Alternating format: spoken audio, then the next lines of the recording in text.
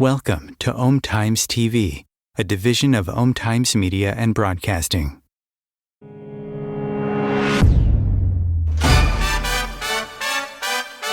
Friends and family can just roll their eyes if they'd never experienced an autoimmune condition and how medical whack-a-mole it can be. They have a hard time understanding what it's like. And as much as someone might want to walk in our shoes, not that easy unless you've been there, done that with a diagnosis.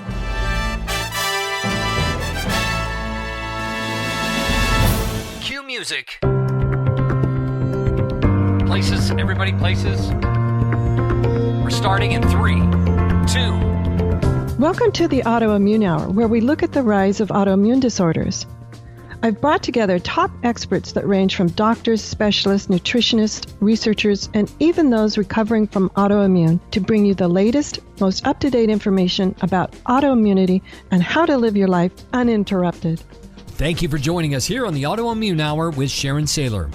Always seek sound legal, medical, and or professional advice regarding any problems, conditions, and any of the recommendations you see, hear, or read here on the Autoimmune Hour, Understanding Autoimmune, and Life Interrupted Radio.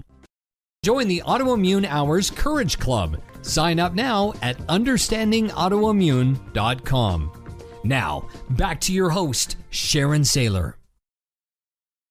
Welcome, everyone, to the Autoimmune Hour. I'm Sharon Sayler from SharonSayler.com, and as always, from UnderstandingAutoimmune.com, where you'll find over 485 plus episodes and counting. And I'm just thrilled to be back here with you again tonight. And I'm really excited to share a few things that I've learned over the decade since my diagnosis and actually starting the Autoimmune Hour. And one of the things I wanted to talk about were these strange symptoms. It's something that I call like medical whack-a-mole, that there are certain symptoms that can say autoimmune and often lead to the diagnosis, but oftentimes are mistaken for other things long before you get that autoimmune diagnosis. That's why in some cases it can take years to actually get that diagnosis. For me, it was a number of decades, actually. Once I got my diagnosis, and then in hindsight, and the more I learned about autoimmune, I'd probably had it since university age, late teens, early 20s, and didn't really know what any of these weird symptoms and signs really were. And I'm not blaming the doctors. Back then, I'm not sure autoimmune was talked about all that much. I'm sure people knew about it, but not like they do today, not the information that's out there today. Or these symptoms could be anything, which is the problem, that it's really hard to know. And there are so many versions and varieties of autoimmune that some symptoms, like we'll say chronic fatigue, it could be labeled any number of things, from long COVID to stress to overworking to actually having chronic fatigue syndrome.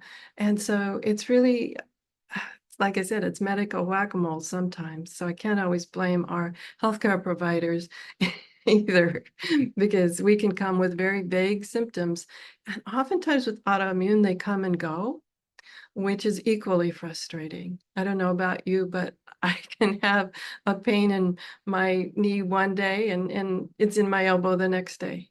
And so that can be equally frustrating, not only for the healthcare provider trying to be helpful and come up with a treatment plan, but also for ourselves, it can be incredibly frustrating. And for our family members, I really get concerned when we have gaslighting, medical gaslighting, family gaslighting, friend gaslighting, whatever you want to call it, who thinks or poo-poos our symptoms and doesn't really understand what a lot of them are about. Now, one of the things I have learned through all of these episodes that we've done, that it isn't just physical symptoms. Oftentimes our emotions play into it, stress plays into it, lack of sleep plays into it. So it can be any number of things going on with us. It could be grief. I've had experts on grief talking about how if you have autoimmune, it can aggravate the symptoms. And so it's really, if you have an autoimmune condition, it's just not an easy diagnosis to understand. But some of the things I want to share tonight are common symptoms that I've heard and or experienced myself. And some of them are very uncommon too. So if you would write down in the comments, if you've got things that you say, okay, every time this happens, I know I need to slow down. I need to take better care of myself. I need to eat better, whatever it is. Otherwise, I might go into an autoimmune flare. And if you don't know what a flare is, that's where your symptoms can be stable for a while, and then all of a sudden they act up again. Or sometimes it's a whole new set of symptoms, which is even more frustrating in a way, because you're like, okay, if it was the old symptoms, I would know what to do because I've been able to calm it before. But now I don't know because these are totally new symptoms. That's why I call it medical whack-a-mole. That's how I feel about the autoimmune condition. And I'm sure it's the same with other diagnoses. Since I'm not familiar with those, though, I just talk about it in the realm of autoimmune conditions. And a common one that I hear is frequent headaches. But these are not like stress headaches, and they're not like migraines either. And oftentimes they're headaches that can happen in just part of the head or part of the face, or it's very fascinating to me that some of these headaches can, I don't know, I'm not a medical professional, I'm just someone who's muddling my way through and understanding my own diagnosis and hoping to help others. But frequent headaches is one that is very common that people talk about. But the problem with it can be any number of things. It could be a virus. You never know if it's that. It could be a food allergy that's causing the headache. I've heard from a number of people who have food allergies, especially gluten, that they say they get very severe headaches after they've been glutened. I know it's not a verb, but I like to say it. They can also often get frequent headaches after they've been exposed to gluten, which is fascinating to me and not one that's easily recognizable. Because yes, there are tests to find out your sensitivity level. Are you celiac or on the sensitivity to gluten scale?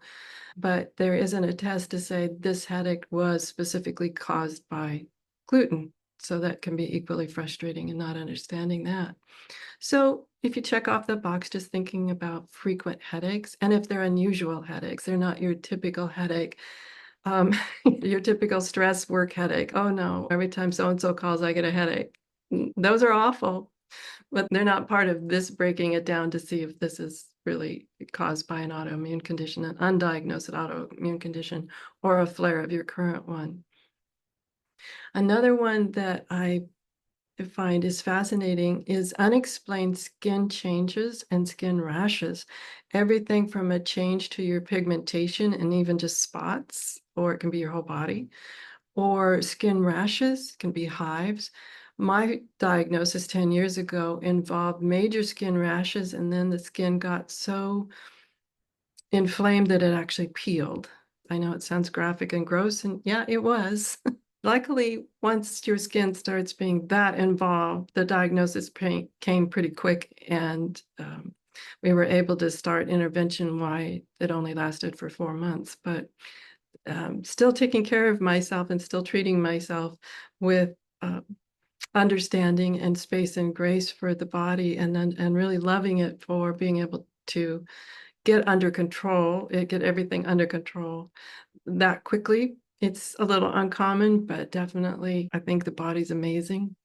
And so really thank it for that. But to understand that if you have unexplained skin conditions, rashes, changes, even itching, can be a sign of numerous things. So be sure and get that checked out by the proper doctors that you know and trust too. And keep a journal of some of these things. It's really, you think, oh, I'll remember this headache or I'll remember this skin rash. But I find I try, but I may just start to say, oh, another headache, and forget to write it down. And I think it's important for them to see a chart or an understanding of how frequent is your word frequent, like that pain scale, right? Where they say on a 0 to 10, what's your pain? And it could also be 0 to 10, what's your frequency of skin rashes, or what's your frequency of headaches, or any of the other things that we're going to talk about tonight.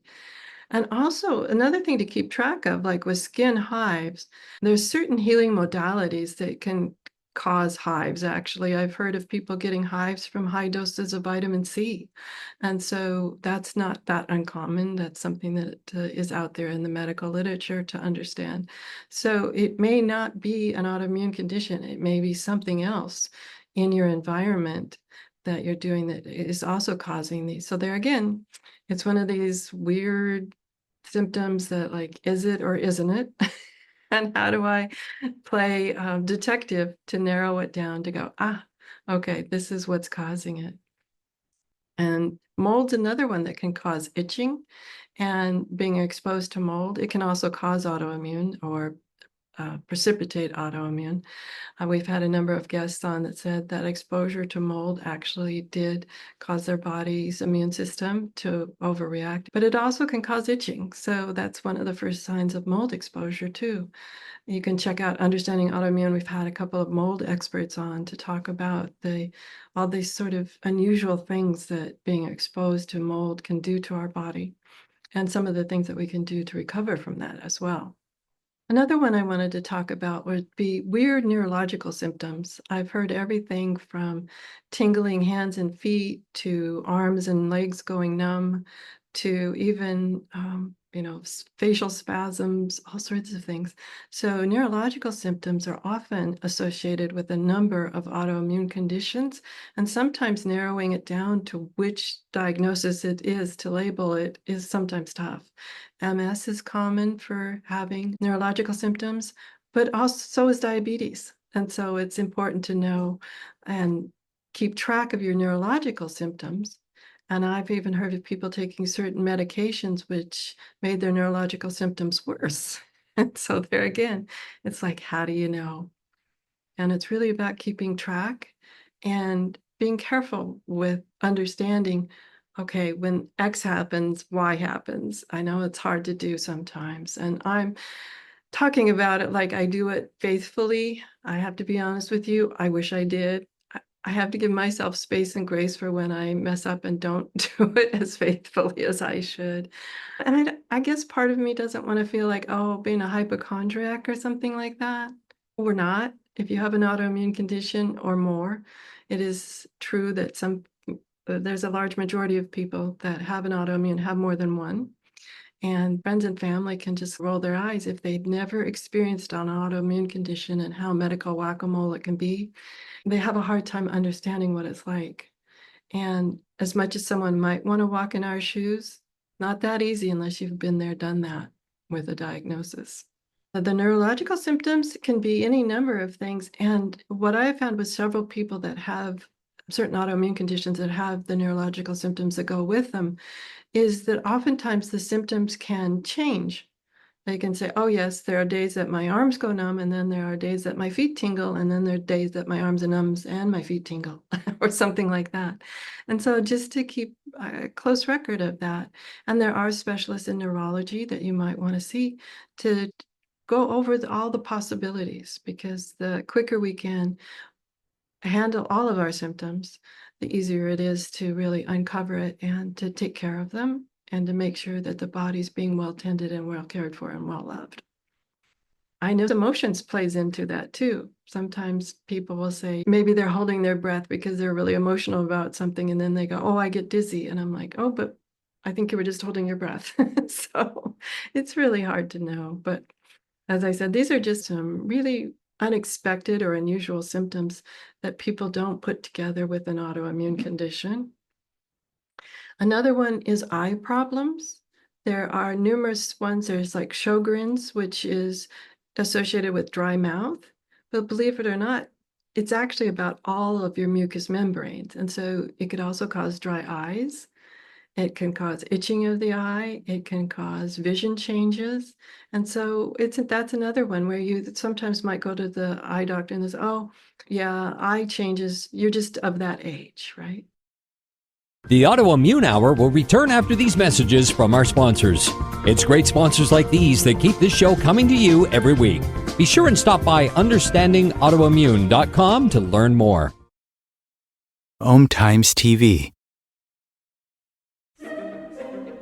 Imagine becoming a super influencer. Reinvent yourself, invest in your brand, and then manifest your success with a robust spheric approach. Om Times Media and Broadcasting offers a unique and multifaceted way to become the spiritual and conscious influencer you deserve to be by putting your message across our powerful platform with its proven record of integrity and excellence. Through our produced shows, Om Times offers the opportunity to become a social media TV personality, a radio show host, an Om Times magazine columnist, and a syndicated podcaster, all in one shot. By live streaming your show on Om Times TV and broadcasting it across the extensive Om Times radio and TV networks, you become more than a host. You become an ambassador and a force for positive change. Om Times. Open yourself to the possibilities. If I could be you, and you could be me for just 1 hour. If we could find a way to get inside each other's minds. Walk a mile in my shoes. Walk a mile in my shoes. Well, before you abuse, criticize, and accuse, walk a mile in my shoes. You're just getting that age. And that may be true, absolutely may be true. But if the eye changes come on quickly, or I'll say they don't settle down, meaning it's not consistent. Like when I had to start wearing readers, reading glasses, that was consistent. That was, yeah, the old eyes weren't focusing quite like they used to. What I heard from people who talk about their eye symptoms are that they come and go, or they change. Meaning one day I can have very dry eyes, and the next days it can be maybe even too moist, or it can be that I'm having to blink a lot, which is a symptom of dry eye, by the way. Or it can maybe even be their vision has changed. Maybe one eye is working better than the other eye, something like that. So it's important to seek out eye care when you start having unusual eye problems. And it may be a sign of an autoimmune condition, or like I said, maybe it's just your eyes changing, because a lot of us do end up wearing readers as we age, right? I never thought I would. I was someone as a child and young adult had really great eyes, and it was a bit of a shock when I finally went to the eye doctor. I said, "Why is everything always so fuzzy now?" And his joke was, "Your arms got too short." And what did he mean by that? It's because I could no longer hold the menu clear out there. My arm got too short. I could only, yeah, I couldn't get it to, it was so far out to where I could see it. So anyway, that's my story about the craziness about our eye problems, as well as all of our other eye problems. I was having trouble sleeping a few years ago, and I already had the diagnosis, so I was concerned it was part of the diagnosis. And my lovely rheumatologist said to me, "Sharon, let's explore, because you know what? It could be menopause." That's another one. Didn't really want to hear. True. It's all going to happen to us, women who reach that certain age, right? So we explored that to find out if there's unusual symptom where my sleep pattern had been disrupted. Was it menopause? Was it a sign of an autoimmune flare or a new autoimmune condition? Or was it just stress and overwork, worry, any of those other things that can keep us from getting good night's sleeps? So that's another one to understand, is what other things in your life are playing into this, that it's maybe not a symptom of an autoimmune flare, but it's something else that's playing into your life. Work, children, house, women of a certain age, people of a certain age, I should say, often are what they call the sandwich generation, where people our age are taking care of elderly parents and children. So my goodness, that can cause fatigue. So we started the show out talking about unusual fatigue. Those sorts of things can absolutely be symptoms of autoimmune, but not necessarily an autoimmune condition. Another one that I was just thinking about, because right now I'm in a very warm environment, and I realized it plays into the neurological, I think. I'm not a doctor here, but this is what I think that's happening, is heat and cold intolerance, I should say, and or cold intolerance is a sign that something's wrong with your regulatory system. The heat or cold regulatory system inside you is an unusual symptom of certain autoimmune conditions that can be related to thyroid and other things. So understanding if for a longest time you were fine in certain heat, and then all of a sudden now you're not, that's an important thing to make note of. Or cold intolerance. Oh my goodness, no one else is really cold, but even this mild chill in the air, I just feel so uncomfortable. That's another thing to take note of. It's really fascinating to me how many of these symptoms can be anything, and they can also be important and part of your diagnosis as well. I know it's hard to go to the doctor with all of these vague and unusual symptoms and expect them to know right away, pinpoint it right away. Years ago, I had a doctor tell me that with autoimmune and other conditions, there's like this range that all these symptoms fit in, and it's not until something pops out of that range that they can actually put a label on it. For me, when I got the massive skin rashes, they were able to put the label of dermatomyositis on it. But up until then, for a while, I had the medical WhackaMole symptoms of where it could be a number of things. And I was actually treated for several things while they were trying to figure it out. And oftentimes they give you a list of symptoms with that other diagnosis, the beginning diagnosis, whatever you want to call it. And I would go, maybe these two things, yeah, but not all these other things. And that's what can be a frustrating thing about getting your diagnosis. And trust me, it's equally frustrating for your medical providers trying to figure out and narrow down what possibly could be going on for you. Another one I want to talk about, which is common in some things because people go, oh, arthritis, which is an autoimmune, and rheumatoid arthritis, autoimmune, joint pain. But there are so many other autoimmune conditions that have joint pain associated with them. But then there are other syndromes and other things that you do with your life and your body as it ages that can cause wearing down of the joints, which is different than like an arthritic joint. So joint pain and swelling are common, especially with heat intolerance. I know I'm circling around here, but I just thinking about swelling is common. When people tell me they have heat intolerance, they'll oftentimes have some swelling going on as well, some fluid retention and things like that. So understanding that joint pain isn't always just aging. It can be signs of an autoimmune condition, and it should be looked at by rheumatologists to be treated appropriately and properly. So if you haven't had joint pain before and it's a sudden unexplained onset and you're like, okay, I didn't run a marathon, Sharon, it's a sudden onset, I'd have it checked out because the joints can wear down over time, and things like rheumatoid arthritis and psoriatic arthritis can actually do damage to the joints, and not letting that symptom run for too long before you decide to have it looked at and discussed with a healthcare provider to understand what's going on. Another one would be changes to your gut, whether you're getting stomach pains or getting GERD, acid reflux, and you never had those before. Or you're getting changes to your bowels, maybe constant constipation, chronic diarrhea, or switching between the two, irritable bowel syndrome. It could be everything from a dietary condition. It could be your gut microbiome out of whack. It could be just something that you ate that disagreed with you that stuck on for a week or two. So it's important to keep track of your dietary changes. And actually, any change that's in your system, you're like, this is unusual. This is different.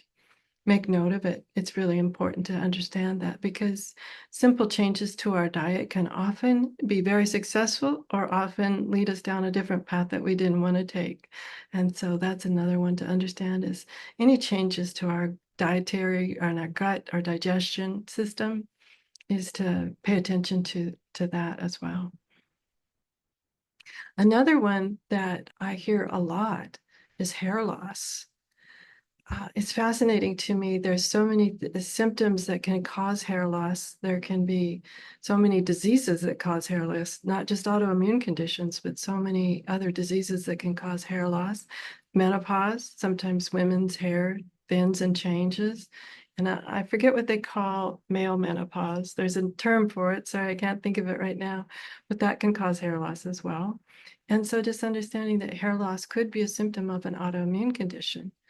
And I know it's not helpful because these can be so interrelated, and they could be nothing at all either. They could just be, you know what, you have joint pain, you slept crooked, whatever it is, or hair loss. I had a friend, she's much younger, doesn't have an autoimmune condition, started complaining of hair loss. And then we were talking about that every day she pulls it up in a tight, messy bun behind her head with a scrunchie. And I've often wondered if pulling it that tight every day doesn't cause some hair loss. I'm no beautician, cosmetologist, hair expert at all, but it would seem to make sense that could even be causing hair loss, to understand whether that's part of the problem too. And that's why autoimmune conditions can be so frustrating, because they can have any number of symptoms, and they can be as small as, I've had people tell me that their first symptom, a sign of a flare, is that their eyelids peel.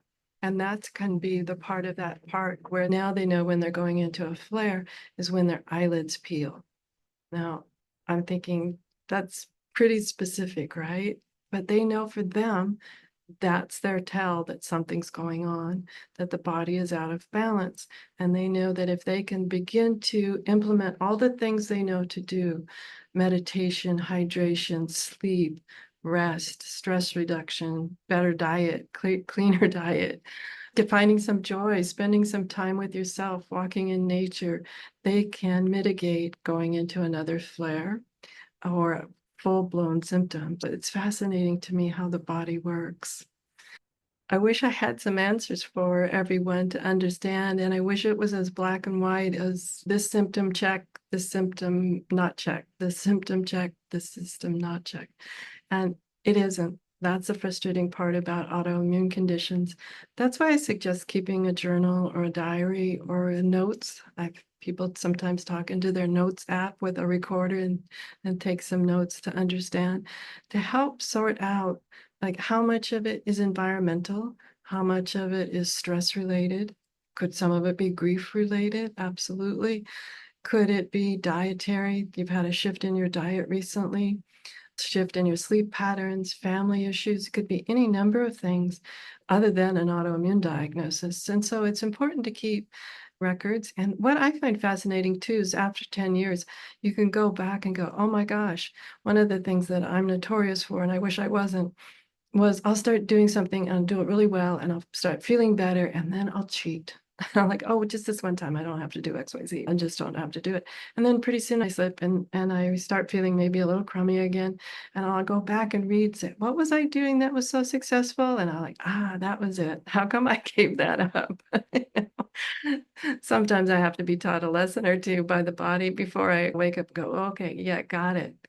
That's, I'll keep doing that. So what are your potential triggers that might activate a symptom? Or maybe what are some of these odd little symptoms you're like, Sharon, I've had some of those symptoms. Make some notes about how long you've had them, when you have them. Oftentimes people can have them when they first wake up and they could dissipate during the day, or they get them in the evening when they're more tired. So it's important to also keep track of when the symptoms are worse and when they're maybe not noticeable at all. That 0 to 10 scale that we talk about for pain, use it for your symptoms too, right? It doesn't have to be specific to pain. And so understanding what are some of these little tells, that early signs, maybe not your peeling eyelids, but what are these early signs that can help warn you of triggers about to be pulled? And then also make notes of these lifestyle changes, these management plans that you have, so you can keep track of them. Like I said, sometimes I have to go back and read mine to make sure what oh, that's what I was doing. So it's important to keep track of these lifestyle changes and what works and what doesn't work. There are many things that I've been told, oh, this works great for me, and I try it and it doesn't work for me. And that's okay. It's that you had the willingness to try it and the willingness to be open-minded about it and the willingness to use your common sense, though. I've heard some real crazy ones where I'm like, yeah, no. Yeah, I'm just not going to do that one. That one doesn't sound safe, nor does it sound desirable, nor does it sound like anything I'd want to do. So keep an open mind and yet a very conscious mind, a very discerning mind, because you know your body best and you know what will work best for you. So trust your body, trust that inner voice. And If you're feeling like, Sharon, some of these symptoms are ringing a bell, I really need to go get it checked out. That's that inner voice. Trust it. That inner voice is there to guide you and to help you. And when we learn to trust it and learn to accept it and learn to feel safe within it and not allow others to talk us out of it. I don't know about you, but sometimes I've been talked out of things, and then a week, 2 weeks, month down the road, I'm like, darn, I should have listened to my inner voice. We've had shows on about experts with inner voices too, to understanding our inner voices as well. So check those out over at understandingautoimmune.com. It's a great way to find all sorts of topics. We do have a little search feature there that you can just put in the topic and see if we've talked about it yet. And if we haven't talked about it yet, feel free to drop a note in the comments of wherever you're listening to this or watching it. And if you would, go over to Understanding Autoimmune and join the Courage Club. We love to share some of our tips and tricks over there as well, and share it in the comments. And if you haven't subscribed or followed or linked or whatever it is, depending on where you find us, our social media handle on all the major channels is Understanding Autoimmune, and we'd be so grateful that if you would follow us, and or if you're watching this via YouTube, subscribe to the channel. It helps the algorithms and helps us get our message out about you are not alone, you matter, and you are not your diagnosis. You can lead a full life, and many people we've had on the show have recovered from autoimmune. I'm one myself. And so there are many opportunities to explore full health and what it means to you. And so thank you so much for being here and joining me on this episode of unusual symptoms I've heard about, red flags, maybe you might want to call them. But the problem with them is that they're quite vague, but they're often the early warning signs as well. So you might want to talk to your physician about them. And especially if you have a diagnosis, you don't want to be one of those that ends up with more than one diagnosis. And if you can catch it early, it's really worth it. So thank you so much for being part of the community here. You are much appreciated, and have a great day. Have a great week, whatever your adventures, and join me next week for another brand new episode. Enjoy. The information provided on the Autoimmune Hour, Understanding Autoimmune, and Life Interrupted Radio, including the websites understandingautoimmune.com and lifeinterruptedradio.com, plus social media, is for educational purposes only. What you read, hear, and see on the Autoimmune Hour, Understanding Autoimmune, and Life Interrupted Radio, and its websites, and other media outlets is based on experience only. The information should never be used for any legal, diagnostic, or treatment purposes.